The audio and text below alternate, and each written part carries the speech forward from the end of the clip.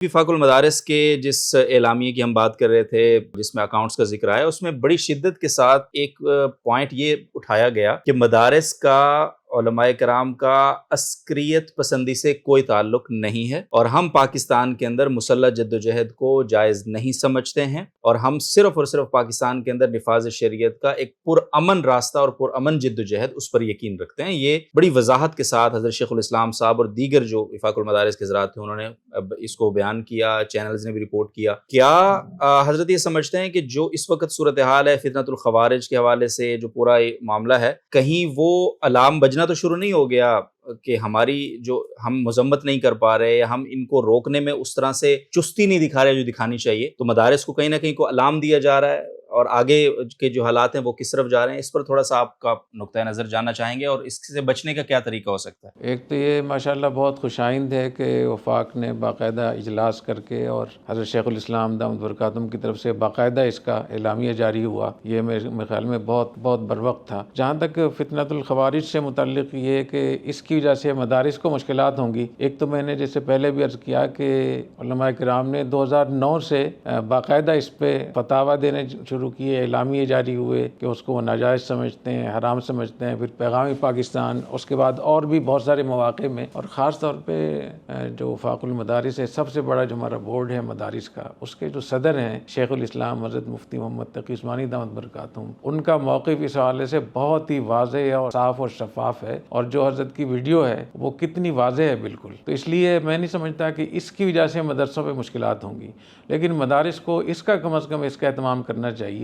کہ اگر کوئی اس قسم کے لوگ مدرسے کے فورم کو استعمال کرتے ہیں یا آ کر طلباء کا ذہن خراب کرتے ہیں یا آ کر رہنے کی کوشش کرتے ہیں، تو ظاہر ہے کہ مدارس کے پاس اتنے وسائل نہیں ہوتے کہ اپنے آپ کو پورا سنبھال لیں، تو بھی اس کے لیے اپنے آپ کو، اپنی مینجمنٹ کو اتنا ان کو ہوشیار رکھنا چاہیے تاکہ کہیں سے بھی یہ اس کا وہ نہ ہو کہ مدرسے کے لوگ خدا نخواستہ اس میں ملوث ہیں۔ کیونکہ اب جتنی میٹنگیں ہوئی ہیں اس میں آپ دیکھیں گے کہ میں نے خاص طور پہ اس پہ بات کی ہے کہ آپ ہمیشہ چھاپے ہی مارتے ہیں مدرسے میں جا کر، آپ کبھی اس کو دیکھنے کے لیے جائیں، اچھے تعلقات کے لیے جائیں، ان سے پوچھیں آپ کیا پڑھا رہے ہیں، ان کی بات سنیں، گفتگو سنیں، تو آپ کو اندازہ ہوگا کہ مدارس کے لوگ زیادہ ملک سے محبت کرنے والے ہیں اور وہ زیادہ ہمارے ملک کے ساتھ، ریاست کے ساتھ وہ آگے ہیں۔ لیکن جب بھی کوئی مسئلہ ہوتا ہے، رینجر جاتی ہے تو چھاپا مارتی ہے، پولیس جاتی ہے تو چھاپا مارتی ہے، کوئی اگر کوئی خط آتا ہے تو اس میں کوئی نوٹس ہوتا ہے کہ مختلف، تو ہمارا ایک پورا ایک کلچر اسی قسم کا بنا ہوا ہے کہ حکومت کی طرف سے جو بھی چیز آئے گی وہ کوئی نہ کوئی مصیبت اور آفت ہوگی، تو اس کو تبدیل کریں۔ وہ ہمارے ملک کے لوگ ہیں، مدارس کے لوگ ہیں، وہاں جائیں اور پوچھیں ان سے، ان کے اچھے طریقے سے ملیں جا کر، تو آپ کو اندازہ ہوگا۔ تو میرے خیال میں صرف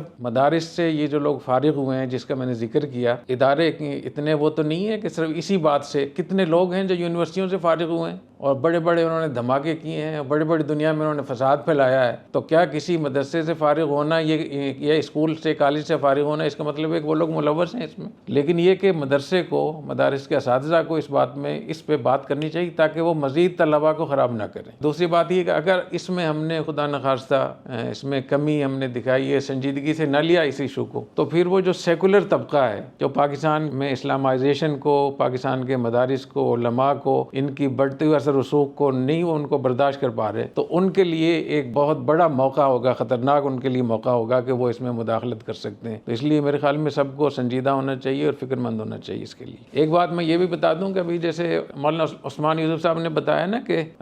تو جب ہماری میٹنگ ہو رہی تھی تو میں نے ان سے پوچھا کہ اسٹیٹ بینک کے نوٹیفیکیشن کے بعد کتنے مدرسوں کا کے اکاؤنٹ کھلے ہیں، تو انہوں نے کہا کہ اس نوٹیفیکیشن کے بعد 1100 یا 1150 مدارس کی درخواست آئی تھی ہمارے پاس، جن میں 400 سے زیادہ مدارس کے باقاعدہ اکاؤنٹ کھل گئے ہیں۔ تو یہ بڑی پیش رفت ہے، میں سمجھتا ہوں کہ جتنے لوگوں نے درخواست دی تو 1/3 کے الحمدللہ اکاؤنٹ کھل بھی گئے ہیں۔